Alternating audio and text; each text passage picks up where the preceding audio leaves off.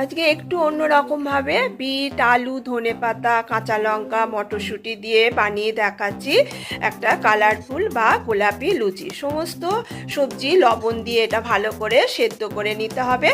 আর এখানে আমি 3 cup ময়দায় half cup সুজি, লবণ, ময়ামের জন্য রাইস অয়েল, তেল আর অল্প চিনি দিয়ে ভালো করে হালকা হাতে মেখে রাখতে হবে। এবার সমস্ত সেদ্ধ করা সবজি একটা পেস্ট করে নিতে হবে।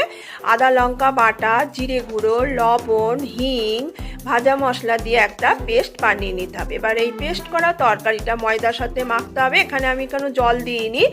এবার লেচির মতো করে লুচি আকারে বেলে ভেজে নিলেই হয়ে যাবে সুস্বাদু, দারুণ টেস্টি গোলাপি বা কালারফুল লুচি।